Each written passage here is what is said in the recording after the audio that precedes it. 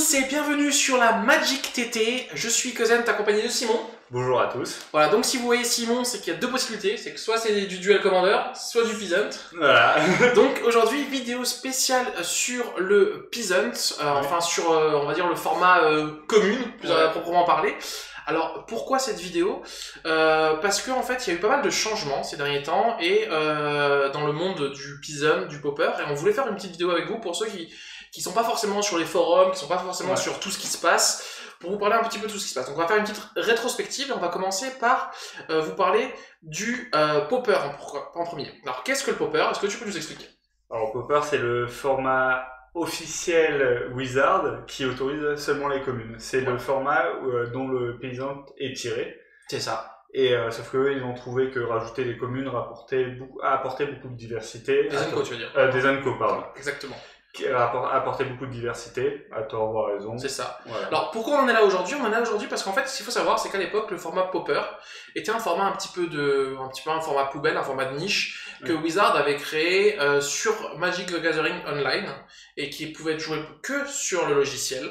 Voilà, c'était un format un peu pour les gens qui avaient pas envie d'investir trop dans le jeu et qui pouvaient jouer dans ce format-là. C'était pas vraiment suivi par Wizard et du coup, ce qui s'est passé, c'est qu'il y a quelques mois, Wizard, qui a été racheté par Hasbro, a décidé de mettre ce format en avant. Et donc ce format maintenant il est disponible sur tous les grands prix, sur tous les gros events, et il y a des side events Pauper, donc c'est-à-dire qu'en fait on va pouvoir commencer à jouer le format en format papier, vraiment. En compétitif. Voilà, en compétitif. Du coup, alors pourquoi est-ce que nous ça nous intéresse alors qu'on vous a dit qu'on fait on fait une vidéo sur le Peasant? Parce que forcément ça impacte le Peasant, parce que du coup, avant finalement le Pauper, les joueurs de Peasant s'en fichaient totalement, puisque c'était un format que pour les gens qui jouent en ligne. Voilà, c'est ça. Là du coup on arrive sur le même genre de public, et du coup la question qui se pose c'est quoi faire? Voilà. Est-ce qu'on garde les deux? Est-ce que l'un absorbe l'autre?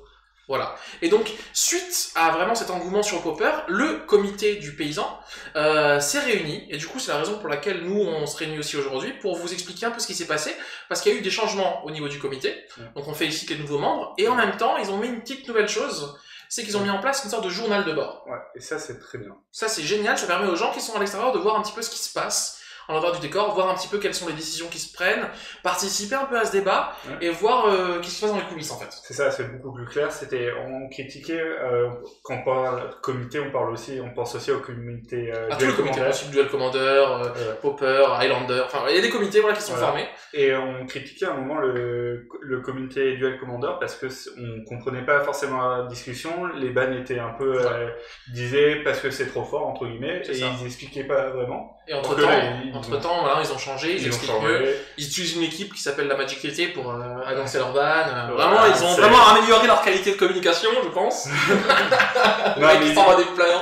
Mais justement, la communauté est beaucoup plus réceptive quand les gens annoncent clairement qu'il y a une sorte de discussion, même si c'est pas forcément une vraie discussion, mais c'est quand même, ils expliquent plus en détail. Ça fait vraiment comme un cheveu sur la soupe. Voilà. Et du coup, à l'issue de ce journal, nous on l'a lu, on s'est dit on va peut-être faire une vidéo pour vous expliquer.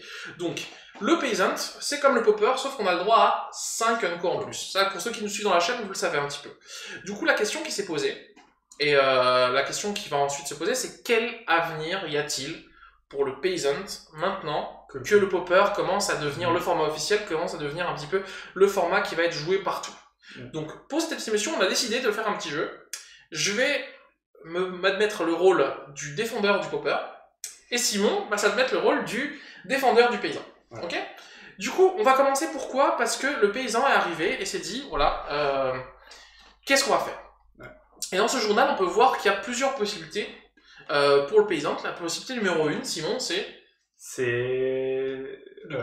continuer tel quel, ne pas changer, enfin continuer la gestion des bans comme il la faisait avant, c'est-à-dire en testant eux, et à l'issue de ces tests et des retours de la communauté, bien sûr, les deux vont de pair, et faire choisir les bans, les débans, ce genre de choses. En gros, la première solution, c'est le Pauper continue sa vie, nous ça nous impacte absolument pas, on s'en fiche, on continue à fonctionner comme on a fonctionné jusqu'à maintenant, ça marche bien. Le comité fait ses tests, fait ses statistiques, prend ses retours des différents gens, et fait leur ban, et on n'en a rien à faire. Voilà, ça marche comme ça. La deuxième possibilité, donc là c'est dans le journal, vous allez voir, c'est se dire que il faut partir du Pauper. Donc les cartes qui sont autorisées en Pauper devraient être autorisées en paysan. Sauf si elles posent vraiment un problème, c'est-à-dire plutôt les unco. Donc on va partir sur une base de ban et de déban d'unco communes. Donc la première carte à laquelle on pense, et là on va pouvoir commencer le débat, tu vois, c'est sur la deuxième option, c'est que du coup en popper, Delver of Secret, donc sondeur de secret, non, c'est ça, est autorisé.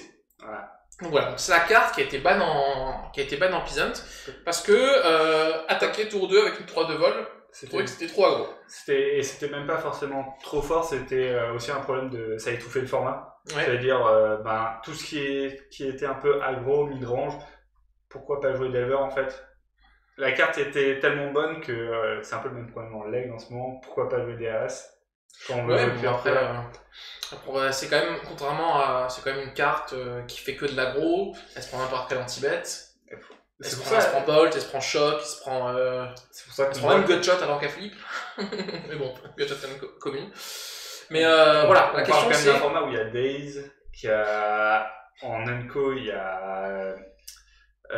avec le mana Phyrexian... Mental Misstep. Mental Misstep. Donc, et justement, raison de plus de ne pas jouer d'Unco. Et puis, Mental Misstep, tu dis que ça peut contrer de toute façon Delver, donc c'est pas un souci. Ouais, mais ça veut dire, je joue Delver et je joue les packs qui jouent Delver, les packs qui jouent Mental Misstep. Ça va être un peu compliqué. Donc ensuite, à part Delver, il y aurait du coup d'autres changements pour pouvoir s'adapter à cette liste. L'autre changement, ce serait de changer le ban de Glimmer Post en ban de Cloud Post. Voilà. Donc c'est-à-dire qu'en fait, en Paysan, ils se sont dit, on vous laisse Cloud Post si vous avez envie de faire du mana. Mais voilà, ils font en ban un des deux, on préfère vous ban celui qui fait des points de vie pour avoir un peu de mana.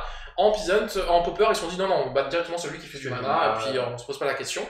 Ça, ce serait juste pour mettre ça ensemble. Et du coup, au niveau des bans qui iraient avec, ce serait du coup le ban de... de Invigorate. Donc, revigoration. Et du coup, je ne sais pas. Je ne sais pas non plus.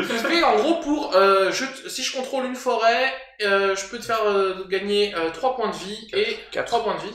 3. Merci. S'il vous plaît, respectez-moi un minimum. Surtout que moi, derrière le PC, j'ai l'image, j'ai 4 quand même. Voilà. Donc on fait gagner 3. Alors pourquoi ils ont dit 4? C'est parce qu'on donne plus 4 plus 4. Voilà. Du coup, on se dit on donne plus 4 plus 4, on fait gagner 4. Non, si on fait gagner 3 points de vie. Et on fait un plus 4 plus 4 gratuit. Alors pourquoi c'est ban? C'est simplement en fait c'est une carte qui dans Infection est totalement broken. Je veux dire pour 0 mana on fait un plus 4 plus 4, ça permet de faire des kills T2 assez facilement. On le voit en paysan. Donc ça serait une carte qui serait ban. Et l'autre carte du coup qui serait ban par la même occasion, c'est Nuée de Fairies, Cloud of Fairies. Qui est autorisée en Peasant et qui est interdite en Popper parce que du coup en fait la carte permet des combos assez rapides et débiles des fois. Assez rapides et débiles, ça reste relatif, mais c'est surtout une volonté de Wizard à l'époque qui disait on veut 0% de combo.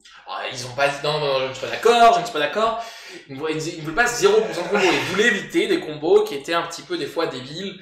C'est quand même une combo qui est basée sur une créature, donc oui, mais ça meurt sur vol. Bah oui, mais bon, le problème c'est que tu peux pas te full tap, parce que au moment où tu te full tap, tu pars en combo dans le tour. Oui, mais j'ai envie de te dire... je veux dire, tu peux gagner tes deux. Si jamais Made regarde cette vidéo, il pourra se rappeler d'une partie contre moi où il a eu le malheur de jouer un sort à 2 ou 3 mana, et il est mort le tour d'après, quoi. C'est un peu triste. Quelle idée de pas jouer Daze ou Mental Misstep. Non, donc voilà, donc ça c'est des cartes un peu sur l'option numéro 2.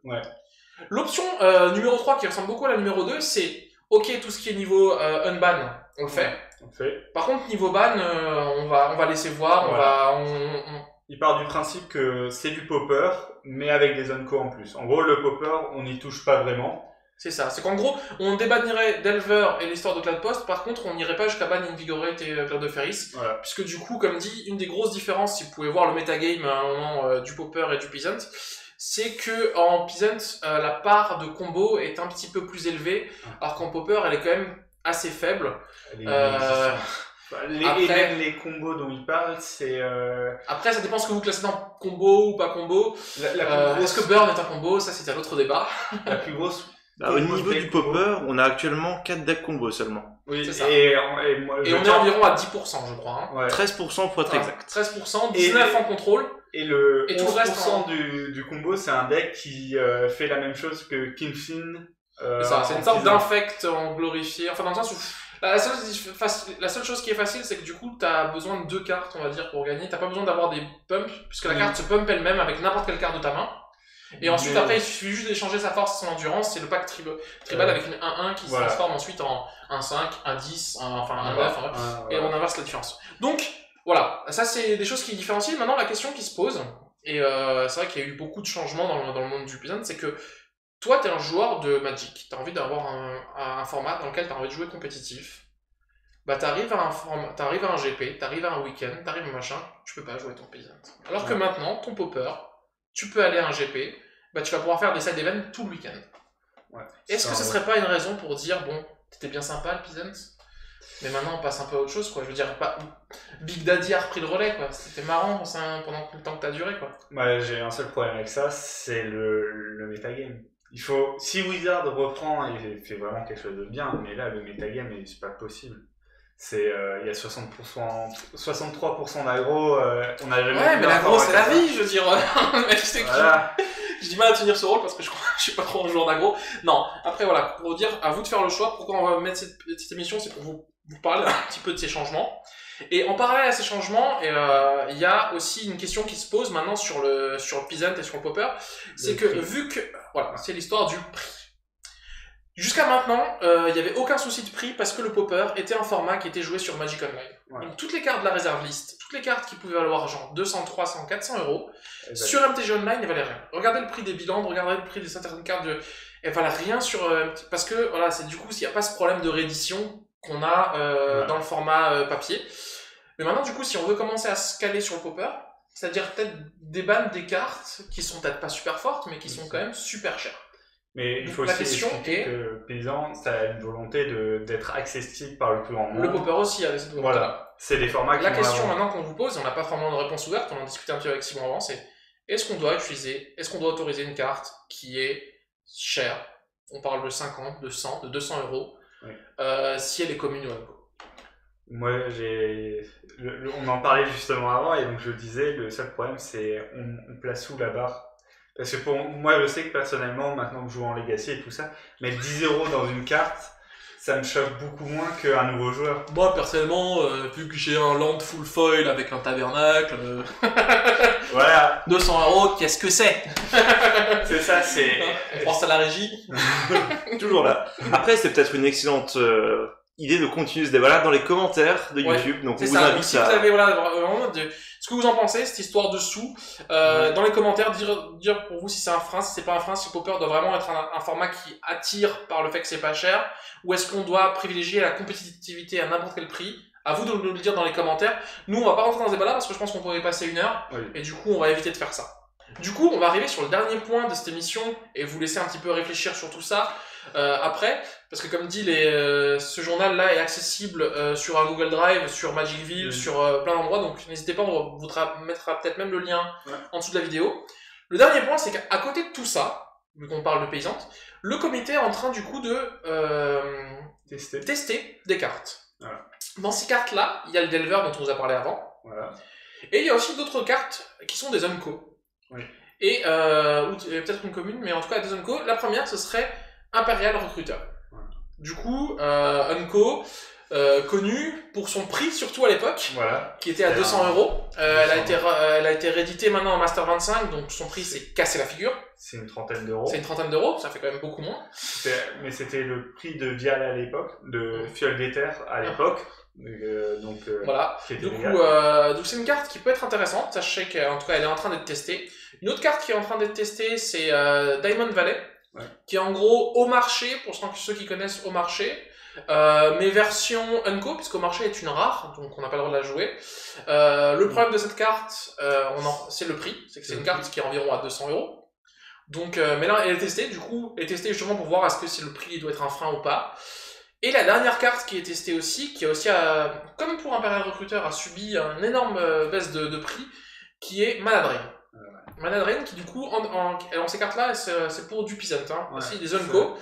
Donc Manadrian, qui était une carte qui valait pareil 150 €, 200 €, qui a baissé de prix quand il y a eu la version Judge Gift qui est passée à 80, 90, et qui ensuite a été réédité en Iconic Master qui est passé à 35 € environ. 35 € quand même. Voilà. Je pensais un peu moins. Ah, c'est possible que ça continue à se casser la figure, parce que c'est une carte qui n'est jouée que en vintage, malheureusement. Voilà.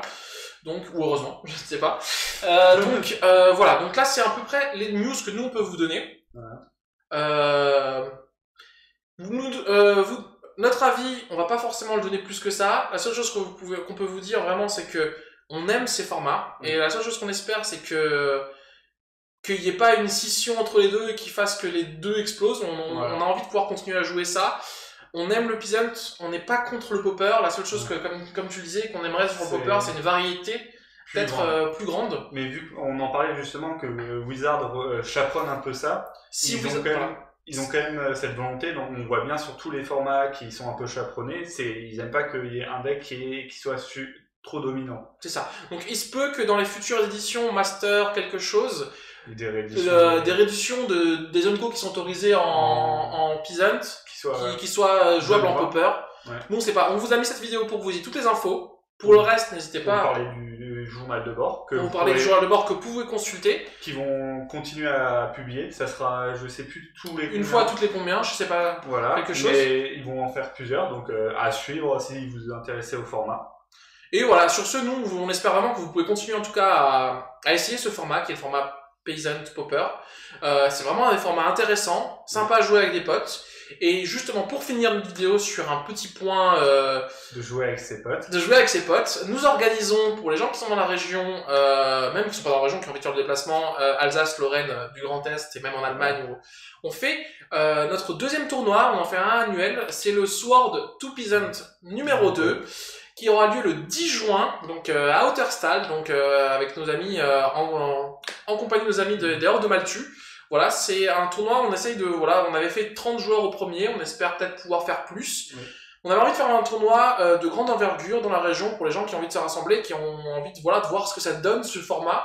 Oui. Qu'on tourne un peu plus que 10-12, voir que quand il y a vraiment une sorte de niveau compétitif, qu'est-ce que ça donne vraiment ce format. On a envie de le pousser dans ses retranchements. Oui. Il y a déjà la Coupe de France qui le fait, mais nous, voilà, on a envie de faire un truc dans notre région, donc n'hésitez pas à venir. Il y a un flyer, j'ai toutes les infos sur Facebook, en dessous de cette vidéo. Et comme d'habitude, si vous avez apprécié la vidéo, n'hésitez pas à la partager, à la liker et à commenter en dessous, ça nous aide beaucoup. Oui. Merci. Des retours. Voilà. Merci à tous, à très bientôt. Bye bye.